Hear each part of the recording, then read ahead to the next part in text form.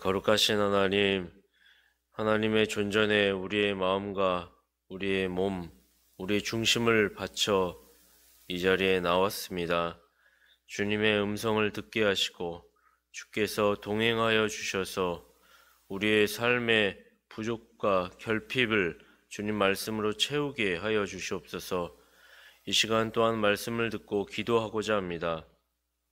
우리의 기도의 제목들, 우리 공동체 교회의 기도의 제목들, 나라와 민족을 위한 기도의 제목들 하나하나 올려드릴 때 하나님의 뜻에 부합한 모든 것들을 응답하여 주시고 하나님의 때에 가장 합력하여 선을 이루시기를 소원합니다. 이 아침에도 주님께서 은혜의 빛을 주시사 오늘 하루 또한 한 주 붙들어 주시고 함께하여 주시기를 소원하며 우리 구주 예수 그리스도의 이름으로 기도합니다. 아멘. 주님을 증거하는 삶이란 기쁨과 즐거움이 동반되는 삶입니다. 복음적 가치의 영광은 임마누엘, 하나님이 우리와 함께 계시다. 하나님이 나와 함께 하심으로 인한 자유와 평강을 실제적으로 경험하는 것이기에 복음적 가치의 영광이 있는 것입니다.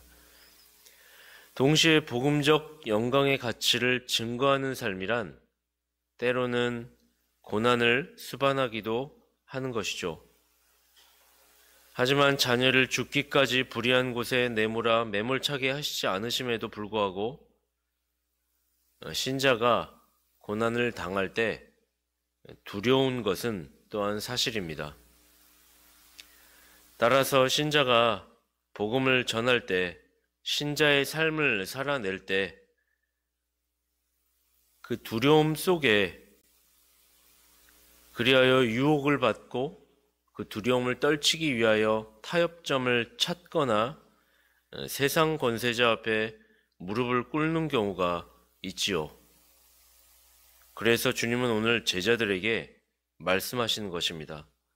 첫째로 주님은 선생인 나도 박해를 받았거늘 제자들인 너희는 그보다 더 나은 대우를 받을 수 없는 것이 당연하다고 말씀하십니다.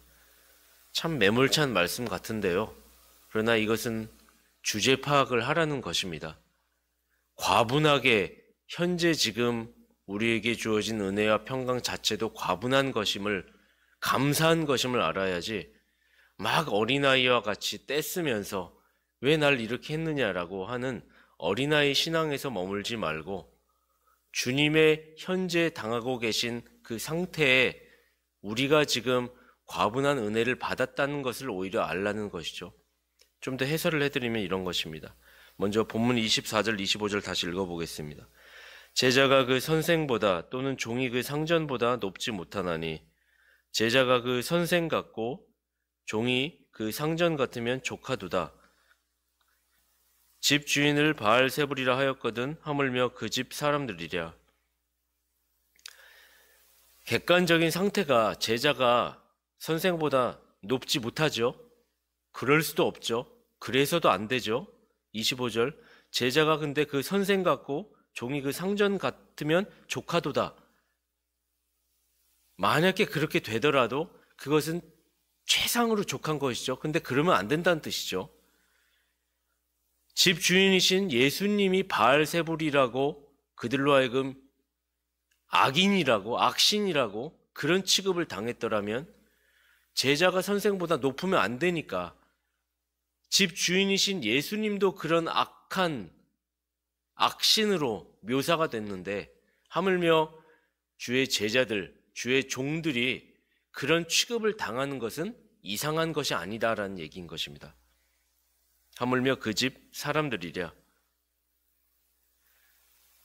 즉 이 말은 우리로 하여금 아무리 천한 인물라도 아무리 우리가 이것이 미천해 보이고 내가 이런 허드렛 일까지 해야 돼, 내가 이렇게까지 감내해야 되고 이렇게까지 손해봐야 돼 라고 하는 일일지라도 우리는 이행해야 할 이유를 여기서 발견하는 것입니다. 또한 동시에 아무리 어려운 고난일지라도 우리가 넘어져서는 안 되는 이유가 여기에 있음을 우리에게 가르쳐 주는 것입니다. 주님도 그런 바알세불이라고 하는 악신, 이단 종자로 취급을 당했는데 하물며 그의 제자된 그의 종인 우리들은 어떠해야 하겠습니까? 그런 수모가 당연한 것입니다. 우리는 천한 임무든 고난이든 주님이 당한 수모에 비하면 그 어떤 것도 아무것도 아님을 알아야 할 것입니다. 심지어 주님은 어떤 분이십니까? 하나님이시잖아요. 하나님이신 분이 죄 많은 인간의 몸을 입고 이 땅에 오신 것 아니겠습니까? 감히 비할 바 못하지만 늘 저는 이런 비유를 생각합니다. 돼지 우리에서 평생 살아보시겠습니까?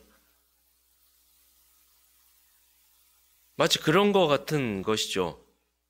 인간이 지렁이와 같은 삶을 산다는 거 상상해 보셨습니까?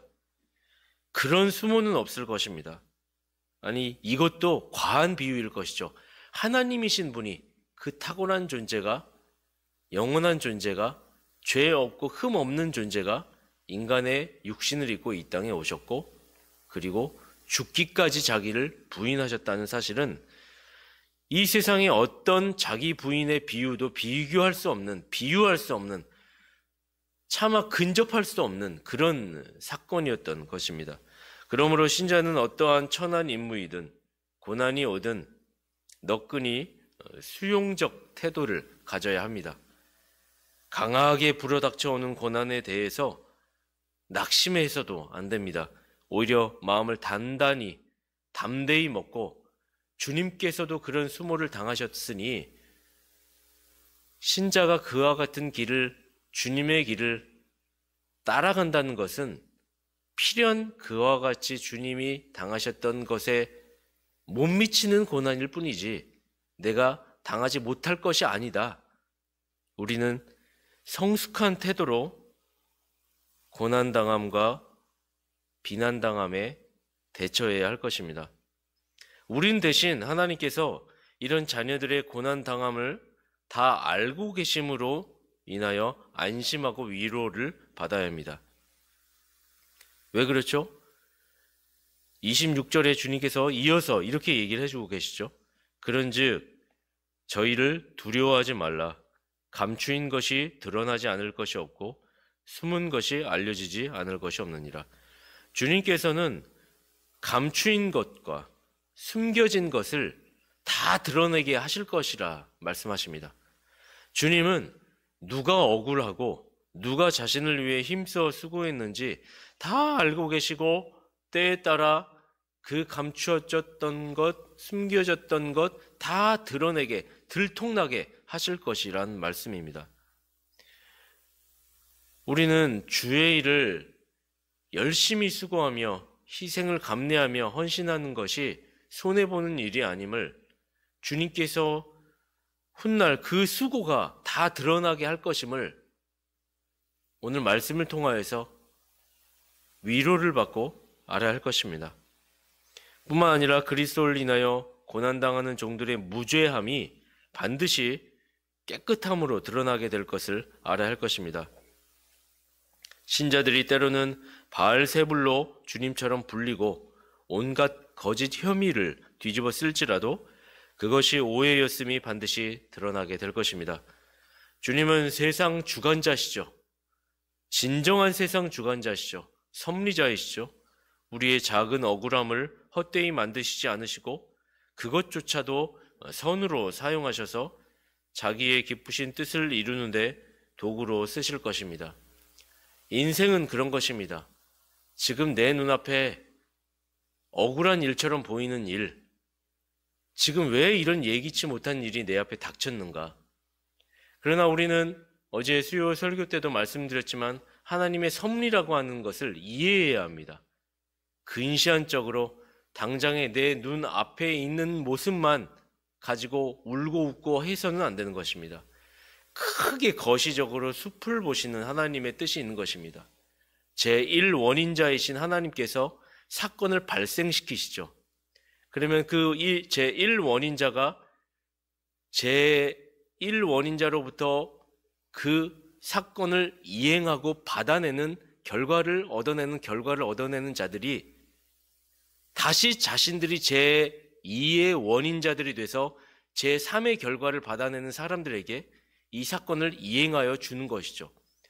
이처럼 세상은 제1 원인자를 통하여서 제2의, 제3의, 제4의 먹이 그물같이 서로가 서로의 모습을, 서로와 서로의 행동과 언행이 다 얽히고 설켜서 서로를 지키고 보존하는 관계를 만드는 것입니다.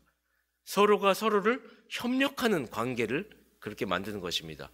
세상은 그렇게 형성이 되는 것이죠. 근데 우리는 그 먹이 그물 안에 촘촘히 얽히고 설켜져 있는 그 그물의 이해도, 그 그물의 뭐라고 해야 될까요? 조망도라고 해야 될까요?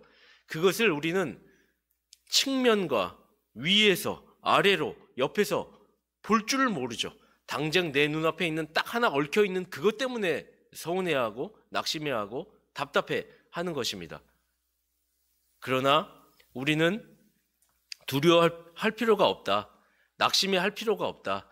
하나님께서 이 모든 상황을 다 보고 계시고 알고 계시고 다 드러내게 하실 것이다. 결코 몰라서 지금 이런 억울한 상황을 만들고 계시는 것이 아니다.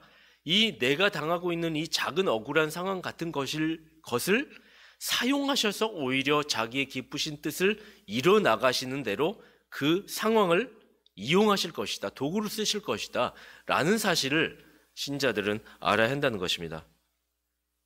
바로 주님은 이 세상에서 이어지는 수많은 사건들을 바로 신자들의 그 당한 서름과 고난을 통하여서 자신의 의로움이 신자들의 의로움이 밝혀지도록 하실 것입니다.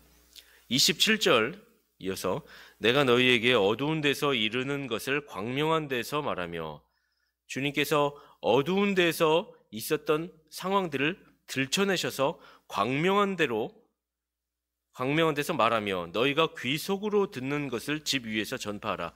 모두가 다 알게끔 온 세상의 사람들에게 구경거리가 되게 하고 비참한 손가락질을 당할지라도 큰 날에 주님은 참고 인내한 자녀들에게 모든 사람들이 너의 수고를 알게끔, 너의 당하였던 억울함이 그렇지 않음을, 너가 죄에 있다라고 거짓 혐의를 당했던 것이 그렇지 않음을 다 영광의 빛을 비추셔서 전파하며 드러내게 하시겠다라고 얘기하시는 것입니다.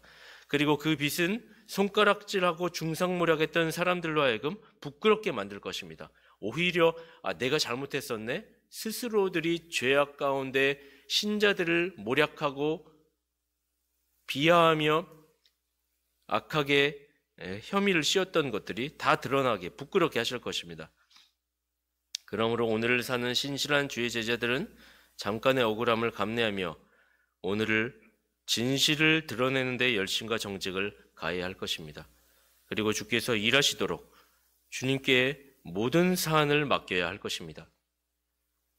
둘째로, 주님은 원수들, 몸은 죽일 수 있을지라도 영혼은 죽이지 못하는 자들을 두려워하지 말라고 하십니다. 28절이죠.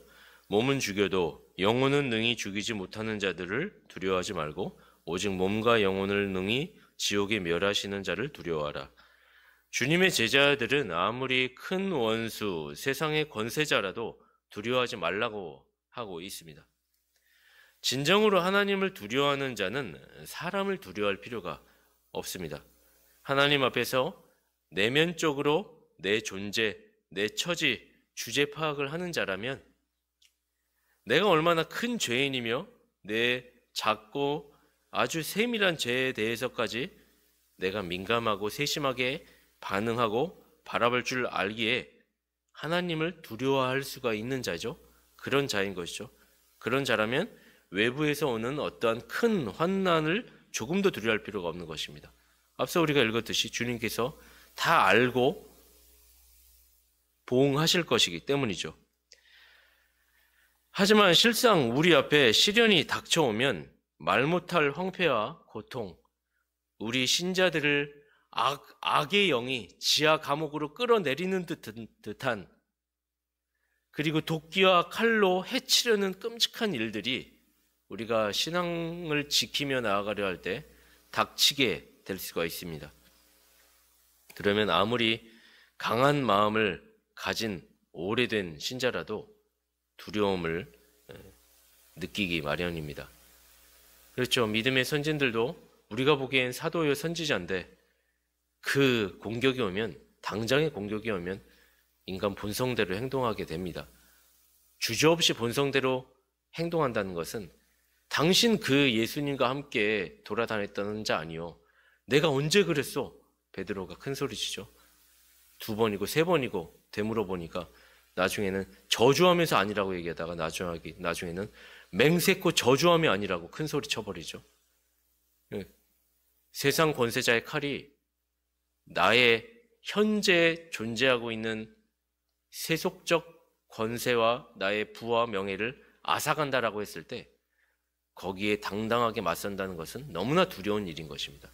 자신만만하게 그것을 호언장담하며 내가 그렇게 할 수 있습니다. 견딜 수 있습니다. 라고 대답하는 것이란 참으로 어려운 일인 것이죠. 정말 준비되지 않는다면 힘든 일이겠죠. 누가 순교를 한 것입니까? 처음부터 아무 신앙 없다가 갑자기 어제 내가 회심하였으니까 오늘 칼이 들이밀어졌을 때 주님을 위해서 내가 죽을 수 있습니다. 라고 순교할 수 있는 것입니까? 그렇지 않습니다.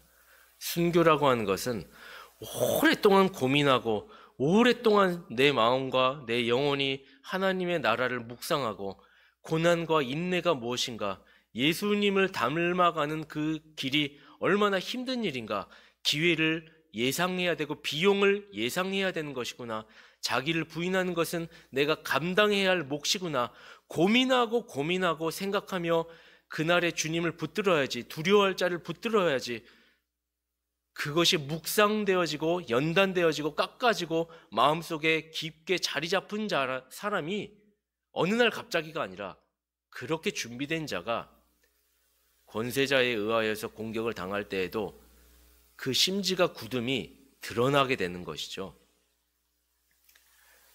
우리는 그럼에도 불구하고 그런 공격이 왔을 때 그 대답에 쉽게 정말 믿음의 선진들처럼 히브리서에 나와 있던 그 도끼와 칼로 배임을 당하고 굴 속에 도망갈 수밖에 없었던 선지자들, 믿음의 선진들의 그 믿음을 닮아가기란 톱으로 켜서 죽임을 당했던 이사야와 같은 그런 일들이 눈앞에 닥쳐왔을 때 참으로 두려운 것입니다.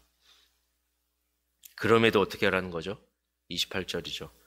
몸은 죽여도 영혼은 능히 죽이지 못하는 자들을 두려워하지 말고 오직 몸과 영혼을 능히 지옥에 멸하시는 자를 두려워하라. 그들은 인간의 육체, 몸은 위협하고 죽일 수 있을 것입니다. 심지어 죽일 수 있을 것입니다.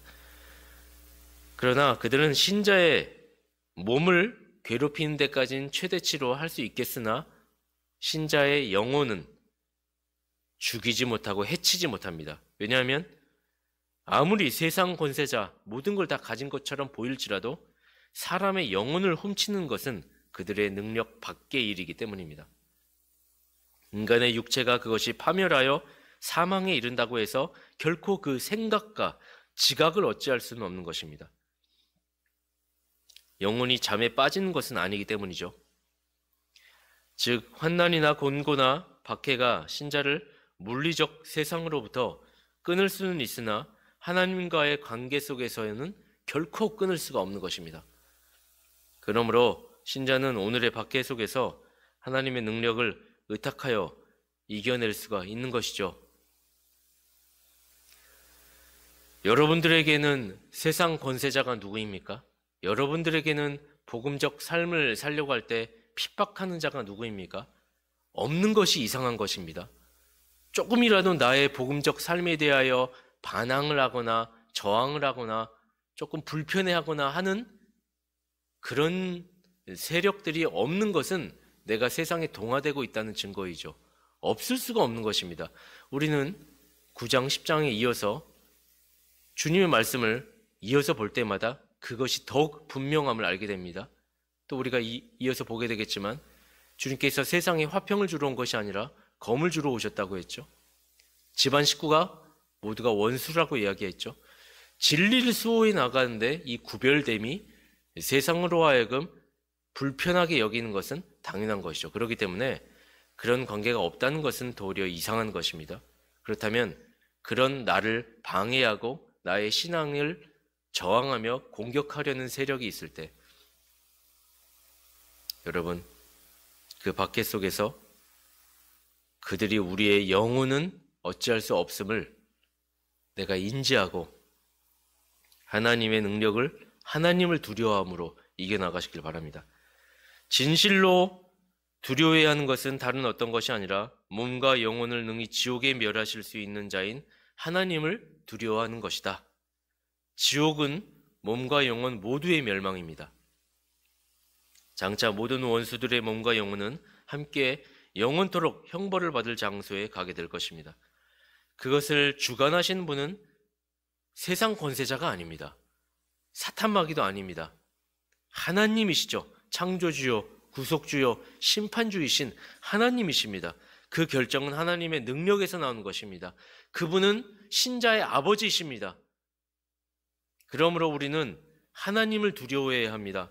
영혼을 다스리시는 하나님의 권능을 두려워하는 것이 가장 지혜로운 자의 처신입니다. 실제로 하나님을 두려워하는 태도가 인간 권세자의 공격을 막아주는 주권적인 방비책이 될 것입니다. 이 사실을 잊지 마시기 바랍니다. 정말 신앙의 전선에서 분투하시는 분이 계실지 모릅니다. 이 말씀을 듣고 있는 분들 중에서 그런 분이 분명히 계실 것입니다. 두려워하지 마십시오. 힘내십시오. 그리고 두려워할 자를 두려워하시고 붙드십시오. 그분께서 나의 아버지가 되시고 나의 왕이 되시고 그분께서 나의 실제적인 피난처가 되시고 산성이 되시고 바위가 되시고 의지할 유일한 분이심을 기억하십시오. 그분이 여러분의 행실을 다 보고 계시고 밝히 나중에 드러내실 것이며 여러분의 노고를 아시고 칭찬하여 주실 것입니다. 이 사실로 위로받는 신자들, 저와 여러분들 되기를 소망합니다. 기도하겠습니다. 거룩하신 하나님, 주의 제자도의 삶, 그 길이 참으로 힘겨운 것을 알게 됩니다. 그래서 우리는 인간적으로 투정을 부리며 왜 날 여기까지 보냈냐고 라고 작은 믿음으로 하소연하기도 합니다. 하지만 주님, 그것이 부끄러운 것이라고 주님께서 얘기하십니다. 너희들 그러면 안 된다.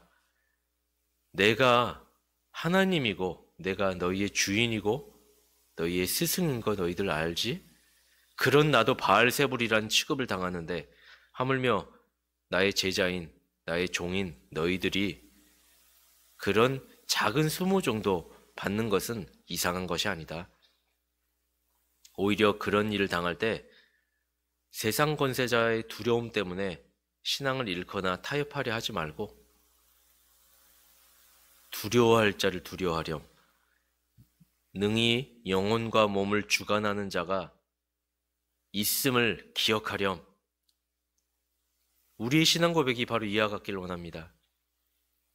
세상 권세자를 타협하고 의지하는 것이 아니라 두려워할 자인 하나님을 두려워하는 자, 그리하여 어떠한 상황 속에서도 주님의 보호하심과 이끄심을 받아 영광의 나라에 속히 들어갈 수 있는 믿음의 사람들 되도록 하여 주시옵소서. 우리 구주 예수 그리스도의 이름으로 기도합니다. 아멘.